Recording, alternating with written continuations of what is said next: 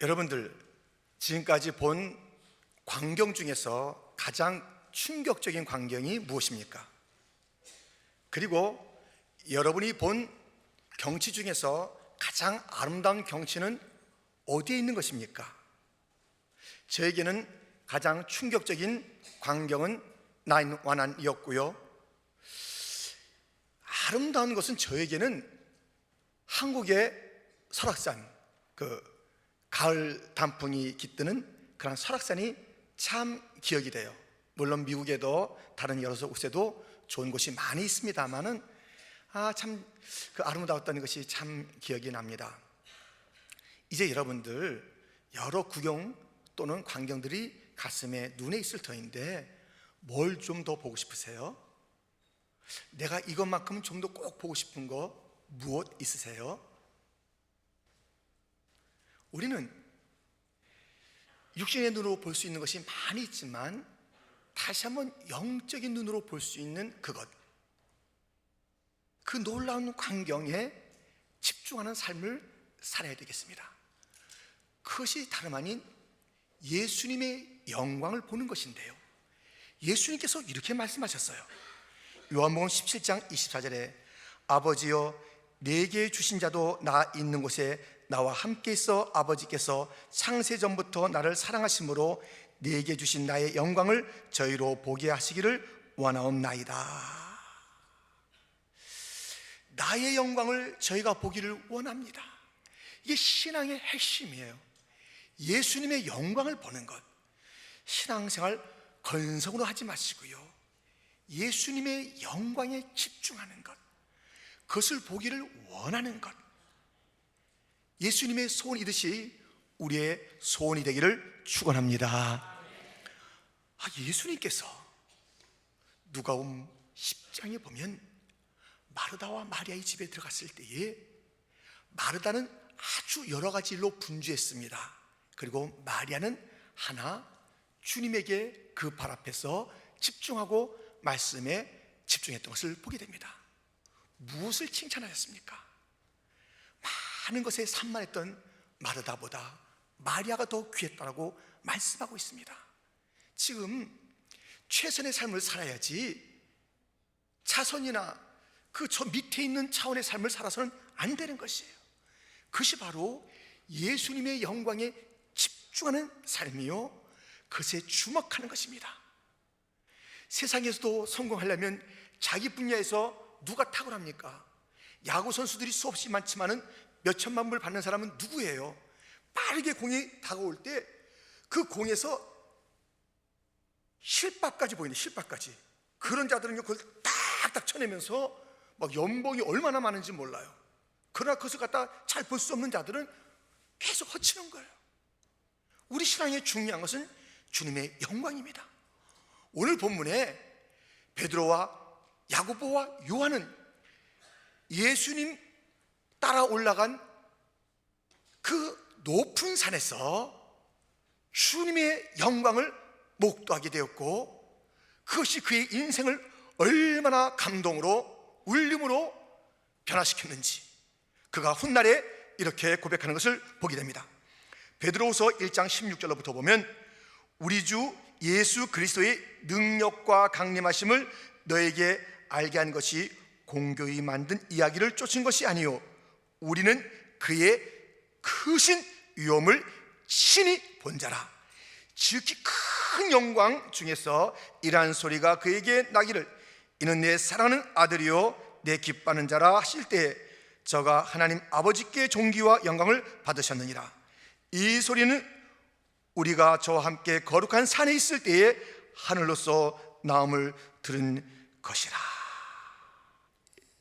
너무너무 놀라운 광경, 지극히 큰 위엄, 큰 영광을 친히 보았다는 것이에요. 그러면 이 주님의 영광을 목도하는 사건은 이 특별한 제자들의 몫인가요? 그렇다면 예수님께서 그 손으로 내 영광을 저들이 보기를 원합니다, 우리를 포함하여 초청하시고 요청하시는 주님의 영광을 바라보기를 원하시는 그 마음을 어떻게 우리가 베드로와 요한과 야고보가 아니면 이룰 수 있단 말입니까? 그렇지 않아요. 오늘 본문을 가만히 묵상해 보면 몇 가지 중요한 단어가 있습니다. 그 단어, 그것이 바로 우리로 하여금 베드로와 같이 그때 제자들처럼 예수님의 영광을 목도할 수 있고 집중할 수 있게 하는 그러한 단어들인 것입니다. 자, 우리는 오늘 본문을 통해서 그 단어들을 살펴보면서 우리 또한 예수님의 영광을 집중하여 바라보는 그 생애를 어떻게 살 수 있는지를 함께 살펴보고자 하는 것입니다. 첫 번째, 변형에서 예수님의 영광을 볼 수 있는 것입니다. 오늘 본문 2절 말씀에 보면 엿새 후에 예수께서 베드로와 야고보와 요한을 데리시고 따로 높은 산에 올라가셨더니 저희 앞에서 변형되사 그랬습니다. 그 내용이 옷에 광채가 나며 세상에서 빨래하는 그 어떤 빨래조차도 그렇게 희귀할 수 없을 만큼 힘이 휘어진 변형입니다. 이 변형이라는 헬라어 원 단어는 그냥 살짝 변화하는 것을 쓰지 않았습니다. 확실히 그 본질과 그 형식이 완전히 달라진 것을 나타낼 때 쓰는 단어를 쓴 것입니다. 예를 들면 유충이 나비가 되는 것, 올챙이가 개구리가 되는 것, 완전히 좀 달라지잖아요. 그리고 밖에서 볼 때도 변화가 됐나? 저 사람 오늘 머리 했나? 새 옷을 입었나? 이렇게 긴가민가 하는 것이 아니라 거지가 왕이 되는 것 같은 아주 확실한 변화, 그것을 얘기할 때에 변형이라는 이 단어를 쓴 것입니다. 이 변화를 보면서 영광을 보았다, 위엄을 보았다라고 베드로는 말하는 것이에요. 만약에 우리가 그럴 일은 없으니다마는 미국의 대통령이 돼요. 얼마나 놀랍습니까? 얼마나 영광스럽습니까? 갑자기 헐리우드 스타가 돼요. 애플의 회장직을 맡게 됐어요. 얼마나 놀라운 일들입니까? 노벨상을 받게 됐어요. 영광스럽잖아요. 그런데 그런 일은 없다고요. 그리고 제가 너무 무시하는 것 같은데 아닙니다. 노벨 평화상 받을 수 있고 또 화학상도 받으세요. 그런데 아무리 그것을 받아도 잠깐이에요. 평화로운 일을 했다고 그러고 무슨 학문을 만들어도 또 다른 그런 학문이 발전해서 나오기도 하며 옛 이론이 허물어지기도 하고 그 사람 평화상 맞아? 그렇게 사는데 하면서 평화상이라든가 다른 상들에 대해서 눈살을 찌푸리게 하는 것이고, 그래봤자 또 다음에 누가 나오는 거예요. 대통령 물러가는 거예요. 무슨 애플의 사장 돼봤자 또 물러가는 것이에요. 헐리우드 스타 돼봤자 이제 골치 아파지는 거예요. 그래서 그것을 감당하지 못해서 마약하게 되는 거예요. 이상한 삶을 살게 되는 거예요. 이상한 일이죠. 그런 것들도 놀랍다고 그러는데, 우리에게 예수님 같은 변화가 있으니, 예수님이 우리를 변형시켜 준 것이 있으니 죄인에서 의인으로 바꿔줬고 어둠의 자식에서 빛의 자녀로 바꿔주었으며 지옥 갈 자를 천국으로 옮겨주신 줄 믿습니다. 이것이 우리의 변형이요 구원인 것이에요. 이것을 묵상하세요. 내 구원을 바라보시면서 우리가 기뻐해야 되고 놀라야 되고 감격해야 되는 것이에요. 음식점에서 음식을 맛있게 먹으면 우리가 맛있게는 먹지만 누가 만들었는지 관심을 안 가져요. 주방장이 누구세요? 찾아가면서 그분을 인사하는 법이 별로 없어요. 무슨 그림 보고 어떤 작품 보면 멋있다고 그러지, 그 사람이 지금 어디에 살고 있어서 전화해가지고 내가 그 작품 잘 봤습니다고 하는 사람 거의 없어요. 그것처럼 우리의 구원을, 원래 주신 그 주님을 잊어버리며 내 자신의 구원조차도 등한히 여기고 그것을 주신 그 위대하신 주님에 대해서 다시 한번 놀라고 감사하고 그에게 다시 한번 집중하는, 그의 영광을 다시 한번 노래하는 그러한 삶, 우리에게 너무 없는 것 아닙니까? 우리의 삶은 주님처럼 되어지는 영광에서 영광의 삶이라고 고린도후서 3장 18절은 이렇게 일러주고 있습니다. 우리가 같이 보겠습니다. 우리가 다 수건을 벗은 얼굴로 거울을 보는 것 같이 주의 영광을 보매 저와 같은 형상으로 하여 영광으로 영광에 이르니 곧 주의 영으로 말미암음이니라. 아멘. 이 영광스러움에 우리가 초대받은 거예요. 이거 무엇과도 견줄 수 없는 것이에요. 비교할 수가 없어요. 이 영광스러운 구원, 이 변화에 우리가 초청받아서 그 실체가 된 것이에요. 그리고 이 변화를 주신 주님이 계세요. 내가 노력한다고 된 것이 아닌 주님께서 거저 주신 그 놀라운 은혜로 받은 이 구원, 아니 은혜로 받았기 때문에 이렇게 소홀하신 것인가요? 값을 지불했어야 그렇게 신경을 좀 쓰실 것인가요? 이것은 값으로 매길 수가 없는 엄청난 것이기 때문에 그냥 주신 은혜예요. 값싼 은혜가 아니라 값비싼 은혜인 줄 믿습니다. 우리 예수님께서 희생을 치르고 주신 그 구원이에요. 이 영광을 목도하며 이 영광을 주신 그 주님을 바라보며 찬송하며 감사하는 것이 우리의 삶이 아닙니까? 그런데 어쩌자고 스스로를 시시하게 여깁니까? 어떤 사람은 그래요. 아이고 내가 지금 아픈데 이 아픈 것을 누구한테 얘기하지 말라는 것이에요. 이것을 내가 아픈 것을 알면은 주님의 영광을 가리운다고 얘기하지 말래요. 아이고 이번에 우리 애가 시험에서 어렵게 됐는데 이거 좀 딴 사람 알면 창피한 일이고 하나님의 영광을 꽉 가렸으니까는 그거 알게 하지 말래요. 내가 이번에 사업에 실패해서 다 이거 다 문 닫게 되었는데 이거 알게 하지 말래요. 하나님의 영광이 가려진대요. 아니에요. 하나님의 영광 안 가려져요. 꼭 무슨 아이비 리그에 가야지 주님께서 영광 받으셔요? 아니에요. 내 사업이 승승장구해야지만 주님께 영광 돌리고 건강해야지만 돼요? 뭐 고대왕실 큰 집에 있어야만 주의 영광이에요? 예수님은 머리 둘 것도 없으셨습니다. 바울은 감옥에 더 많이 있었습니다. 두드러 맞았습니다. 인간적인 성공적인 그런 관점에서의 그의 영광스러움이 어디 있어요? 그러나 말로 다 수 없는 영광, 진짜 영광, 구원의 기쁨을 가지고 살았던 것입니다. 여러분 스스로 이상하게 말하지 마세요. 나사로의 병에서도 이것은 죽을 병이 아니라 하나님의 영광을 나타낼 병이라고 우리 주님께서는 요한복음 11장에서 말씀하신 거예요. 우리의 모든 고난은 지극히 큰 영광으로 나가는 하나님이 인도하시는 과정일 뿐이에요. 우리의 연약함 때문에 주의 영광이, 이 구원의 영광이 사라지고 하나님의 영광이 손해받는 게 아니에요. 하나님은 언제나 영광스럽습니다. 아니 약할수록 내가 연약할수록 주의 영광을 더 높이 드릴 수 있으니 연약하다고 감추지 마세요. 병들었다고 감추지 마세요. 실패도 아무것도 아니에요. 내 영광을 그 실패가 조금도 어떻게 바꿀 수 없어요. 우리는 이 구원 속에서 약속을 받았는데 반드시 잘 되리라, 반드시 흥하리라. 아브라함의 그 언약이 바로 믿음을 동일하게 가졌던 우리의 언약의 실체가 될 줄 믿습니다. 창대케 되는 것이 우리의 결론인 것입니다. 믿습니까? 우리의 구원의 영광은 그런 것이에요.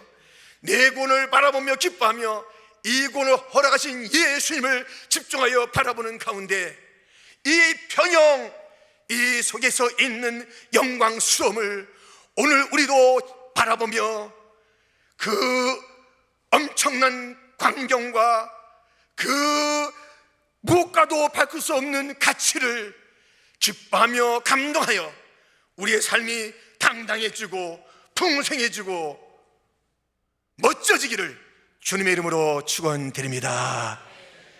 두 번째, 어디서 영광을 볼 수 있을까요? 오직에서 예수님의 영광을 볼 수 있습니다. 오직이라는 단어가 오늘 본문에 있지요. 여러분 좀 궁금한 게 있어요.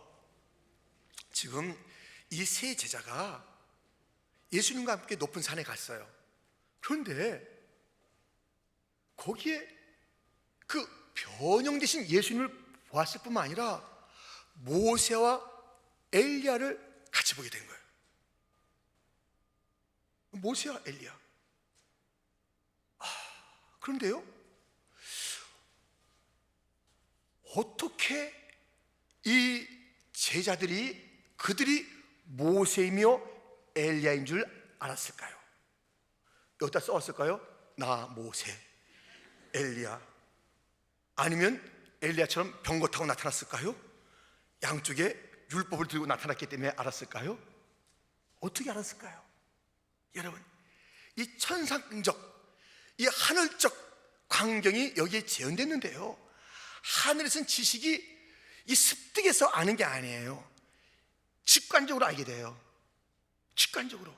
이게 하늘나라에 올라가서 헷갈리지 않을 거예요. 베드로가 누구시고 요나가 누구시며 헷갈리잖아요. 직관적으로 다 알게 돼요. 믿습니까? 잘 안 믿으시는 것 같아요. 걱정하지 마세요. 다 어떻게 수많은 사람 어떻게 다 우리가 다 기억하냐고요. 다 알게 돼요. 지금 여기서 그들이 바로 이 율법의 대표요 선지자 대표, 이 둘을 알아보게 된 것입니다.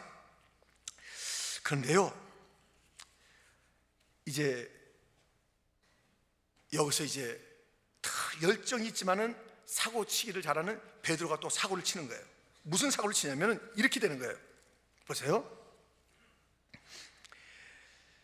지금 4절 말씀에 이에 엘리야가 모세와 함께 저에게 나타나 예수로 더불어 말씀하거늘, 이 말씀의 내용은 십자가입니다. 그래서 누가복음에 나와 있는 동일한 그 패시지에 나와 있습니다. 근데 5절에 보면 베드로가 예수께 고하되 랍비여, 우리가 여기 있는 것이 좋사오니 우리가 초막셋을 짓되 하나는 주를 위하여, 하나는 모세를 위하여, 하나는 엘리야를 위하여 하사이다 하니. 여러분, 지금 제가 조금 전에 사고를 쳤다라는 그 말이 바로 여기 있어요. 베드로가 얼마나 항상 하여튼 앞섭니까? 참 그의 믿음은 동사의 동사, 명사가 아니에요. 형용사가 아니에요. 항상 동사예요. 그래서 존점도 있지만 이 성급함이 있는 것이에요. 초막셋을 지어서 예수님, 모세, 엘리야를 모시겠다는 거 아니겠습니까? 이게 뭐예요? 이게 뭐예요? 지금 이 베드로는 구별을 못하고 있어요. 위대한 사람 모세, 엘리야와 유일하신 분 예수님을 구별하지 못한 거예요. 이게 문제예요. 이게 위대한 분들 맞잖아요. 근데 유일하신 예수님과 동급에 놓고 이렇게 바라보는 거예요. 얼마나 우리가 이런 눈을 많이 보라는지 몰라요. 위대한 것, 좋은 것 있어요. 그런 선한 분들 있어요. 그런데 예수님과 비교하면 안 돼요. 이것에 대해서 영국의 수필가 찰스 램이 이런 말을 했습니다. 어떻게 위대함과 유일함을 구별할 수 있는지. 섹스피어가 방에 들어오면 모든 사람들이 일어날 것이다. 예수님께서 방에 들어오시면 모든 사람이 엎드려 경배할 것이다. 예. 엎드려 절하세. 엎드려 절하세.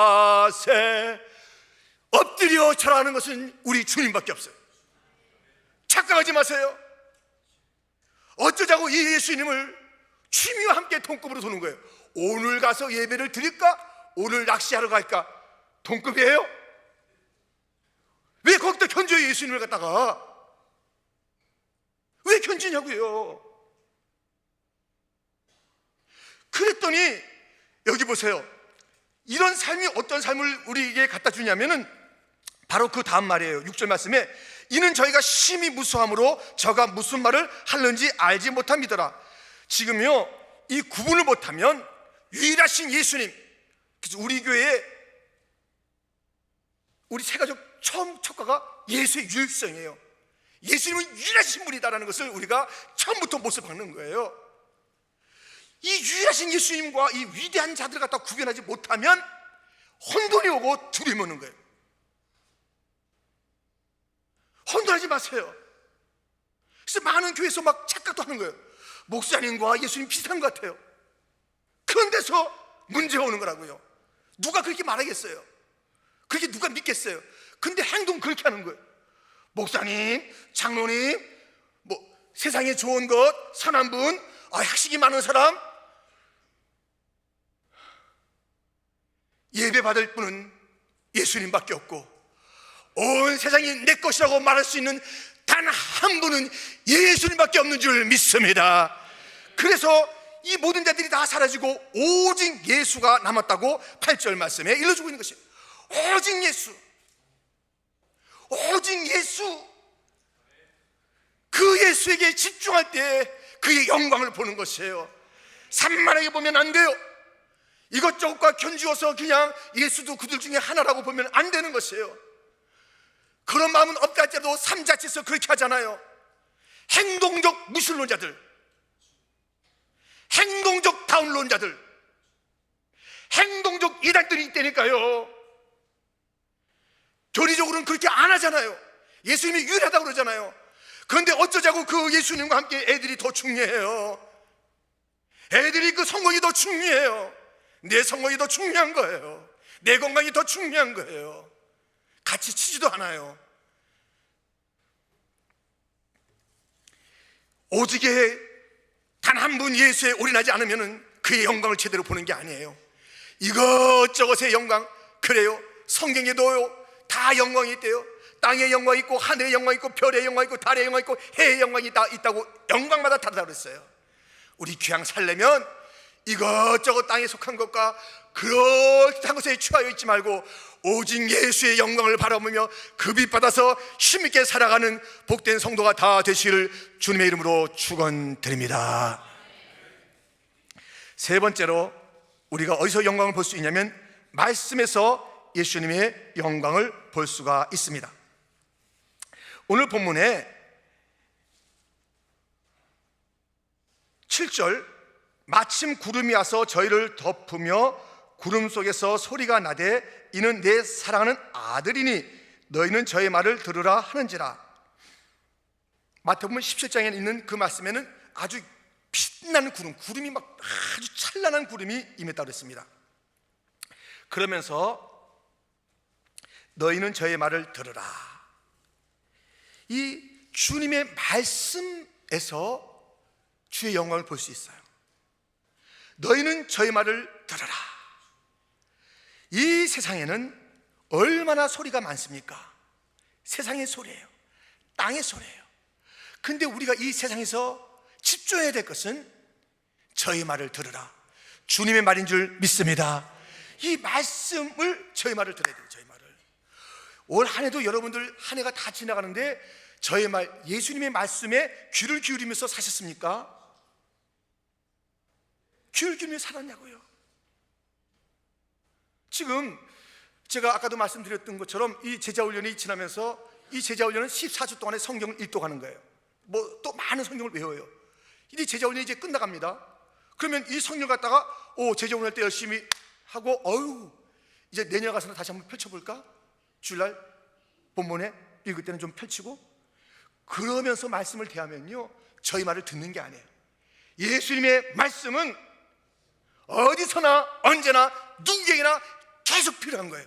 믿습니까? 저희 말을 들으라. 그것이 주님의 영광을 삼하는 자의 삶인 것입니다. 저희 말을 들으라. 저희 말을 들으라. 주의 말씀에 귀를 기울이는 것이에요. 이것이 주의 영광을 드러내는 삶이에요.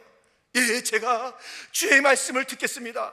오늘도 교회 다 나왔는데 딱 갈 때는 이제 누구 얘기 듣고 가냐면 오늘 그 장로님이 그렇게 말했지, 그 원사님이 뭐라고 그랬어, 오늘 또 그 사람들이 그렇게 말했어. 사람의 얘기가 막 가지고 가면요 헛나왔어요. 헛나오신 거예요. 딱 가져갈 때 우리가 들은 주님의 말씀을 가지고 가야 되는 거예요. 저의 말을 들으라. 언제나 이 말씀을 우리가 소중하게 여겨야 되는 것이에요. 얼마나 세상에 소리가 많습니까? 주 1세기 예수님이 계시던 그 자리에 두 소리가 있었습니다. 평화에 대해서 두 소리가 있었던 것이에요. 하나는 로마 황제가 평화가 있다는 것이에요. 팍스 로마나, 로마의 평화가 있도다. 예수님께서 말씀하시는 예수님의 평화가 있어요. 이 위험이나 겉으로 볼 때 그것은 야 평화 있다니까는 다 잘 먹고 있잖아, 뭐 다 잘 되고 있잖아, 질서 있잖아, 이 질서가 있는 것 같고 누구도 꼼짝 안 하고 탁탁탁 뭐 하는 것 같아요. 그런데 이 겉으로의 이 평화, 그 세상 사람들이 말하는 그런 평화, 무엇을 해결해 줘요? 오히려 어려움을 주죠. 우리가 들을 것은 예수님의 평화입니다. 하나님 아버지와의 화목하는 그 평화, 이 막힌 담들을 허물어 주는 십자가 은혜로부터 쏟아지는 그 평화, 우리 주님께서 그 평화를 말씀하는 거예요. 우리는 예수님의 말씀을 들어야지 세상 임금과 세상의 여론에 그것의 어떤 그 기준을 쫓아가고 그것을 우리가 귀를 담아서 삶을 산다면 우리는 주의 영광과는 상관없는 삶을 사는 것이에요. 가장 아름다운 성탄의 메시지 중에 하나인 누가복음 2장 14절 말씀을 우리 한번 같이 읽겠습니다. 지극히 높은 곳에서는 하나님께 영광이요 땅에서는 기뻐하심을 입은 사람들 중에 평화로다 하니라. 아멘. 여러분, 이 평화와 영광은 같이 있는 것이에요. 주님의 그 말씀의 평화가 진짜 영광스러운 그런 평화인 것이에요. 저의 말을 들으라, 저의 말을 들으라, 말씀에 집중해라, 말씀을 앙망하라, 말씀을 삼아라. 이것이 주의 영광을 보는 길이에요.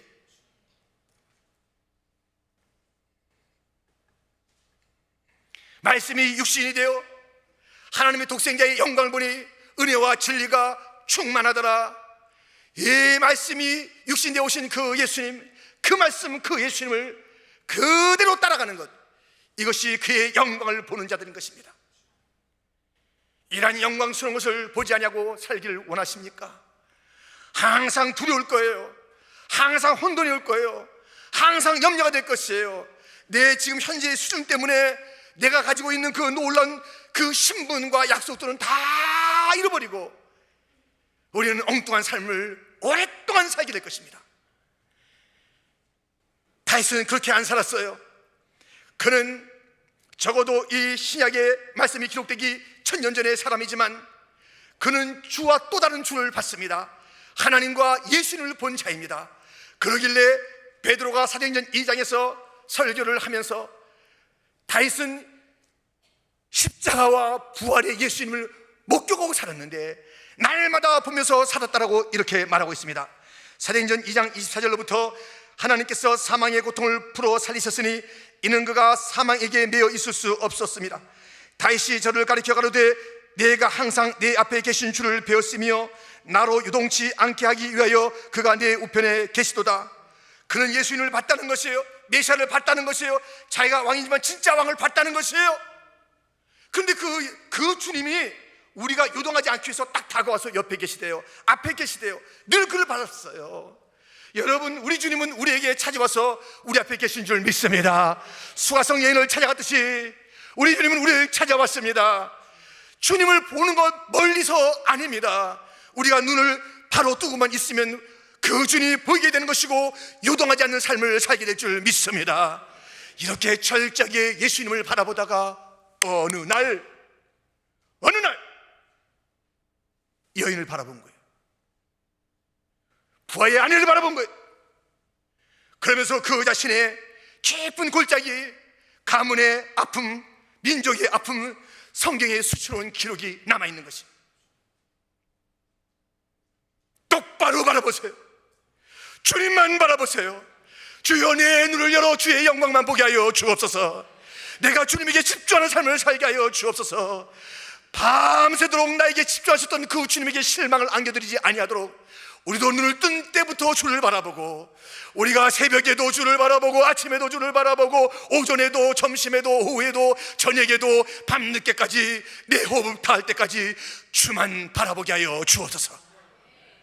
거기에 주의 영광을 목도할 수 있으며 그것을 통해서 우리 이 땅의 삶이 풍성해질 수 있으니 이 땅에서 성공을 추구하지 말고 헛된 것 바라보지 말고 예수 한 분 바라보며 살아가는 믿음의 식구들 다 되시기를, 변형 속에서 구원 속에서 오직 그 한 분 속에서 유일하신 그분 속에서 그의 말씀 속에서 볼 수 있는 그의 영광을 바라보는 자들이 되기를 주님의 이름으로 축원드립니다.